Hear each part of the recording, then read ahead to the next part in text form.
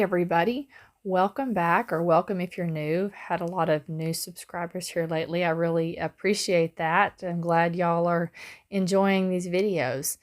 So today I am doing something that I've had a lot of requests to show you all. I make my own homemade yogurt, and I do this because it is much more cost effective, and it also allows me to control the sugar content and additives and things like that. And I use my InstaPot Ultra, and so it is super simple because the InstaPot Ultra has a yogurt setting, so I don't even really have to think about it. I just set it up and go. So how we're going to start this is I make a big batch. I start with 8 cups of milk that I'm measuring and just pouring into my pan. And then I'm going to put it on the saute setting, because when you are using pasteurized milk from the grocery store, which is what I'm using right now, you have to heat the milk up to 180 degrees.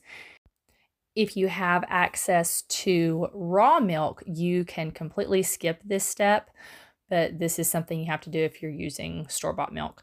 So I'm just going to keep a pretty close eye on this. I have a tendency to walk away from it too many times, and then it will get too hot and it will boil over, and milk makes a big mess when it does that. So keep an eye on this, but it doesn't take just a few minutes. Stir it occasionally. I use a candy thermometer to know the temperature, but once it reaches 180 degrees, then you can shut it off. And it just, at that point, needs to cool. You can either just take the your pan out of your Instant Pot and allow it to sit on the countertop to cool, or because I like to make it work a little faster, I will take this pan and put it in my sink with some cool water around it, and that allows it to cool off faster. So here you see I've just got some cold water in my sink, and then I will set that Instant Pot pan in there. And now you want it to cool back off to 110 degrees. Now, if it gets a little bit below 110, that's okay, but you don't want it any higher than 110, or it will kill your yogurt starter that you're going to add to it here in a minute. So that's why it's important to cool it back off. Like I say, you can just do this on the countertop. Sometimes it depends on the time of year and how warm or cool my house is as to how fast this happens. But anyway, so now that milk has cooled back off, you're going to use about a cup of yogurt starter. It's just yogurt. You can either, this is mine from a previous batch that I just make sure I keep about a cup in the container. The other thing you can do is go to the grocery store and buy just a plain Greek yogurt that has no flavoring in it. If you're making a flavored yogurt, then, feel free to add whatever you want to it. I like to make it plain, so I just buy a plain Greek yogurt, the cheap brand. Just make sure that when you read the ingredients that it says it has live cultures, because that's what it needs to actually do its thing. So you're going to add that yogurt starter to your cooled off milk now that's 110 degrees. And then I am removing that rubber seal on the lid. This is something that I read way back when I started making yogurt. I really don't know why you're supposed to do this, but that's what the Instant Pot instructions say to do when you make yogurt. This doesn't pressurize, so I guess it just maybe needs more air to be able to breathe. But like I say, mine has a yogurt setting, so I move it to that yogurt setting. It automatically is set for 8 hours. So 8 hours is kind of the minimum. You can do it for longer than 8 hours. If you know you're going to go overnight and it needs 12 hours and you don't want the milk to just sit there in your Instant Pot overnight, set it for 12 hours. It'll be okay. So this is the completed product 8 hours later. And it looks very watery when it comes out. You have a couple of options here. Number one, it will thicken up a little bit once it is cooled off, because this yogurt now is still, it's being kept, I think it brews at about 90 degrees. It ferments at about 90 degrees. So it's warm at this point. Once you put it in the refrigerator, it will thicken some. The watery portion is whey, and that is where a lot of the protein is. And so I like to leave that in there. If you want a smoother yogurt, a thinner or a thicker yogurt, then you can just pour all of this over a cheesecloth into a bowl, and it will slowly strain the whey out, and you can let it sit in your refrigerator like that for overnight, a day, and then you will separate your whey from your yogurt, and you'll end up with a much smoother, a much thicker yogurt. So it kind of just depends on your personal preference here. Because we normally eat it in my house over granola, the extra liquid is actually really helpful because it keeps the granola, helps it soak up some moisture. So I don't mind it. But again, if you want it thicker, if you want the smoother consistency, you can do it. You can strain it. I realized right here that my container wasn't quite big enough, so I had to put some in another dish. But you can also flavor it at this point. A lot of people like to add honey or maple syrup, or maybe if you want to add fruit to it, you can do all sorts of stuff with this. Again, I leave it plain because we're putting it with the granola and it's just how we eat it. But the sky is the limit when it comes to flavoring your yogurt. There are loads of recipes online. So feel free to just kind of play with that and see what your family likes. And then, because we make it with granola all the time, or we eat it with granola, this video wouldn't be complete if I didn't show you our granola recipe. So that's what my daughter and I are working on here, is our homemade granola. It is a whole lot cheaper than going and buying it at the store, especially the volume we go through. Talking about cost effectiveness, going back to the yogurt, I measured one time, and my family, if they eat that for breakfast, we go through a whole quart of yogurt. So I can buy a gallon of milk a whole lot cheaper than I can buy just about any quart of yogurt at the grocery store. So there's that. But anyway, so our granola recipe starts with 8 cups of rolled oats. I like to buy this again in bulk, as big of a container. Usually I like to go to Sam's and get the big boxes. I had ran out at this point, so I had to buy just the regular size container from the grocery store. But those don't last very long when you're using 8 cups at a time. And then add nuts of your choice. These are just some walnuts that I had. Normally I would add 3 cups, but as you can see, this bag didn't have 3 cups in it, so it's just what we're using this time. But from there, we're going to add, I broke up some of those nuts because some of them are big chunks. But from here, you're going to add cinnamon and salt. The recipe calls for 2 teaspoons of cinnamon. I actually put 3 in because we really like cinnamon.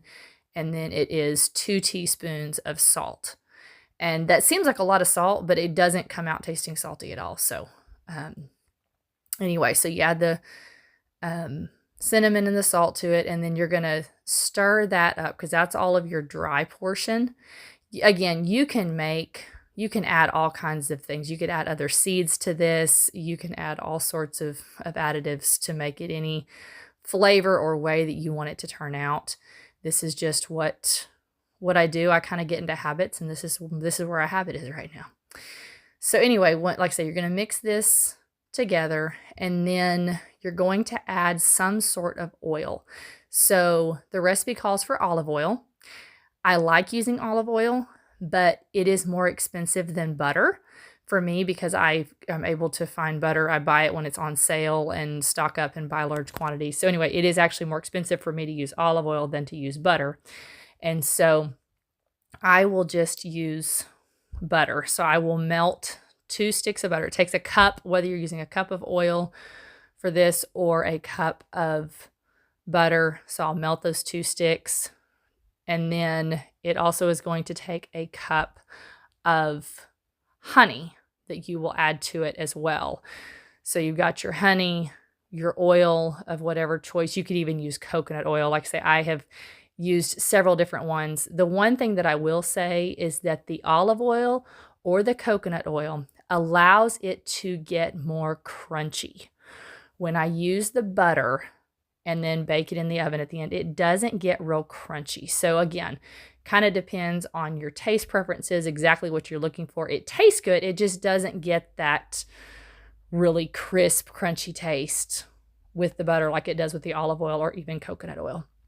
So anyway, we're going to add the butter, add the honey here, and again, you can adjust this amount based on how sweet you want it. And then you're going to add some vanilla to it. It's 2 teaspoons of vanilla. Again, you can adjust that based on taste preferences. And you're going to then mix this up really good and make sure that all those oats get coated in that honey and butter mixture. The butter being warm actually really helps it at this point because it helps it be easy to blend, helps the honey even soften a little bit. But just mix it up really, really well. And then this is actually a double recipe, so I have to put it in 2 pans. So I have just my 13x9 casserole dish and then another stone cookie sheet that I divide it between. There's not a real science here. I just divide it in half and try to make it as close to even as I can. And then you're going to spread it out and you're going to bake this in the oven. So it is going to bake between 325 and 350 degrees. And you want to cook it for about 30 minutes. And every 10 minutes or so, you're going to open the oven and stir it. Now, being truthful here, there are times that I have made this and I get distracted and it doesn't get stirred at all, and it still turns out okay, but it is a little bit nicer when you do stir it throughout the baking process. It just helps it all brown more evenly. Obviously, the oven was not hot here, or else I couldn't have been using my bare hand. I'm not that tough. But anyway, this is one of the times that I opened it up just to stir it. You can see that the top layer of those oats is starting to get a little more golden. And like I say, so this takes about 30 minutes, and it's kind of a low temperature in the oven.